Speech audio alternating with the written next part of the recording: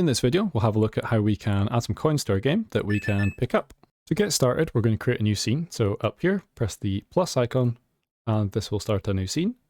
Now we click the top left plus icon over in the scene tree view, and we want to look for an area 2D. Now, an area 2D is going to be able to detect collisions with other 2D objects, but the area 2D is not going to have physics like the player, as in the area 2D object is not going to fall down or have gravity applied to it. It's just going to float in space, but detect collisions like with the player picking the coin up. So we'll create this. Now for our area 2D, we have a couple of child nodes to add. So right click, add child node. We're going to add a sprite, so an animated sprite 2D, because our coin will be animated. We will add a collision shape 2D, and we will also add an audio stream player 2D, because we're going to add some audio for the pickup of our coin. Okay, so let's start with our sprite. So if we select the animated sprite 2D, now for an animated sprite, we click on animation in the inspector, click on sprite frames, new sprite frames, and click on it again. That will open up our toolbar, and we want to click the add frames icon. Now I'm going to go into my assets folder, Brachy's tutorials, sprites, and coin. Now we need to separate the coin sprite frames out. So if I zoom in, we can see we have 12 sprites for the coin. So I will increase the horizontal value to 12, and there's only one row, so I will change vertical to 1. Don't forget to click on each of the frames or click and drag in the order. So from left to right, this is the order of the animation, and then add the frames. Now what I'll do is press the F key to center, zoom in, and I will press play on the animation. Okay, so I think it's going a little slow. I want it to go a bit faster, so I'll increase the FPS value here. I think 8 FPS looks fine. And what I'll do is click the autoplay button to enable the autoplay. Now I'll pause the animation for the moment, and I'm going to go onto the collision shape 2D. For the collision shape, I'm going to click on shape over here in the inspector and choose a circle, as that best fits the circular shape of the coin. We can drag this to make this fit the size of the coin, and that is our coin mostly set up apart from the audio. Let's go to the area 2D and rename this to coin, and we will save the scene. Now let's go back to our level and let's drag some coins into our game. So if I open my scenes folder, I'll go to coin and let's set a couple of coins up. Okay, so coins added. Let's start the game and check if the animation's working. And I can see that it is. All the coins are spinning as expected, but of course at the moment we can't do anything with them. We can't pick them up. So that's the next bit of interactivity we want to add. So to pick our coins up, we're going to have to add a script, of course. So let's go back to our coin, and we're going to right click on the area 2D here and attach a script. Now I'm going to open the folder path and make sure I choose my scripts folder. Open that, and it's called coin, which is fine. So let's create now. Now, first of all, let's get rid of some of this default code. So we don't need any of these functions. We'll keep the extends area 2D, but we don't need any of the rest of it. Now, to detect when our player picks a coin up, or in other words, when the player passes through the coin or touches it, we're going to use something that Godot calls a signal. And a signal is a trigger event that can happen, which tells the game that that thing has happened. For example, another object entering the area of the coin. So when the player touches the coin, a signal is going to be triggered that says, hey, the player touched the coin. Something needs to happen. So to do this for our coin, make sure you have the coin area 2D selected here. So that's the very parent node. And then on the right hand side with the inspector, you're going to swap to the node option, which is going to open up these signals. Now we want this body underscore entered body node 2D signal. So this one right here, if you double click that, it's going to bring this pop up and you're just going to click connect.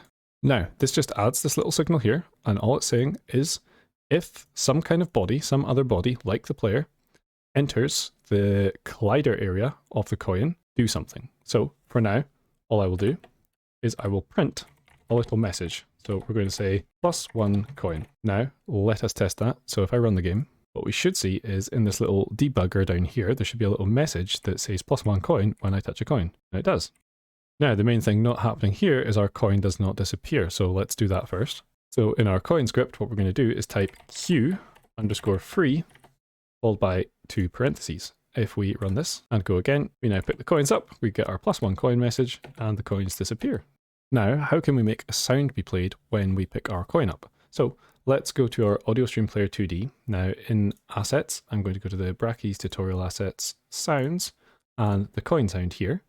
I'm going to make sure I've got my inspector selected again, and then I will drag coin over to this stream value here, and that inputs the coin audio into this particular audio stream player node. Now, before I go any further, along the bottom of my screen here, I have this audio button. I'm going to click that, and it brings up this audio mixer. I'm going to click the Add Bus button, and I'm going to change this to say SFX or sound effects. So I have a sound effects layer for my audio. We also have a master by default. So what I'll do now back on my inspector is I'll change this bus value here for my audio to say SFX because it's part of the sound effects audio.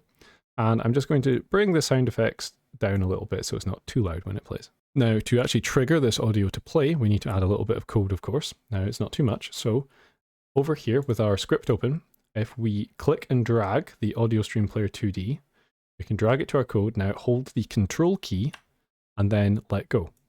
That's going to create a reference to our audio stream player 2D. So we set this variable up called audio stream player 2D, and it refers to our audio stream player in our scene. So now what we can do is we can type in this variable name, so audio stream player 2D, and then do .play with 2 round brackets. Now if we run this and try,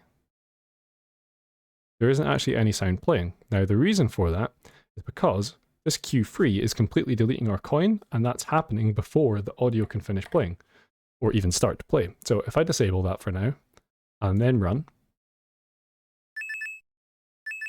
then we run over the coin, and we get the pickup sound, but we haven't done the Q3, so our coin's still visible, and we can keep picking them up, and the sounds keep playing, which is not ideal at the moment. So let's sort that out next. So to achieve this, I'm going to create a variable called picked up, and we'll set that as equal to false at the start. So at the beginning of the game, or when the coin just spawns in, it has not been picked up. So false, it's not been picked up. In our code here, I'm going to add an if condition that says if picked up equals false. Notice that we need 2 equal signs.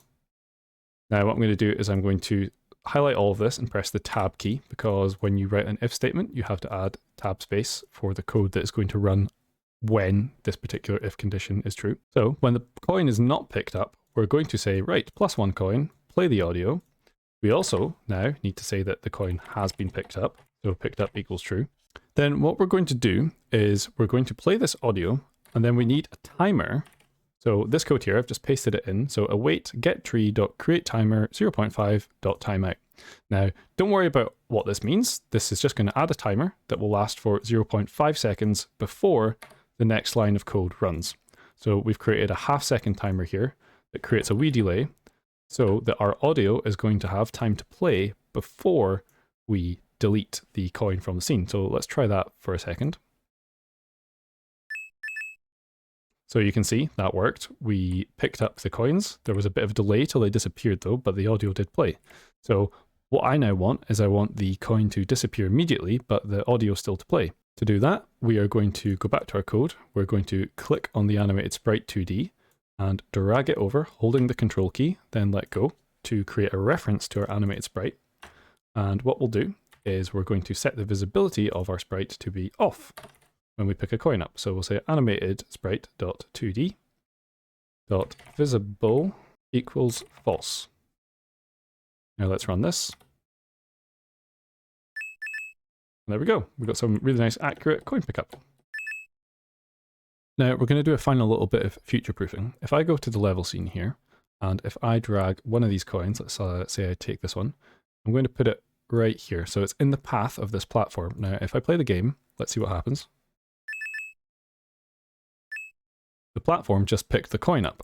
Now that's because in our script, our code just says if a body enters, we're going to do this pick up coin code. So what we need to do is we need to make it so only the player can pick up coins. Now, very easy to do that because we've already set up this little if check here. So as well as checking if the coin's been picked up, we're going to check who's picking it up. So what we can say is if body.name equals player, and then we'll put an and in here. Oh, sorry.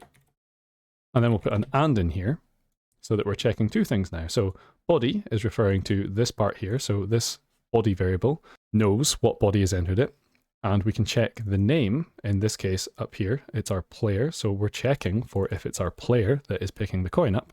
And that is going to stop the platform from being able to trigger this code. So if I run this now,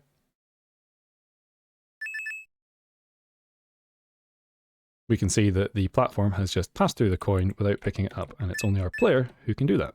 Now we will do a little more with the coins later, such as tracking an overall score in our game, but for now, that is us done with the coin. One final thing we should do actually is we should also make sure we go back to our level scene here and organize our coins just like we did with the platforms. So I'll right click on level, add a child node, add a node, just a plain node, and I'm going to select all my coins and drag them inside of this node so that they're nice and neatly organized. And of course, do rename that to something appropriate like coins.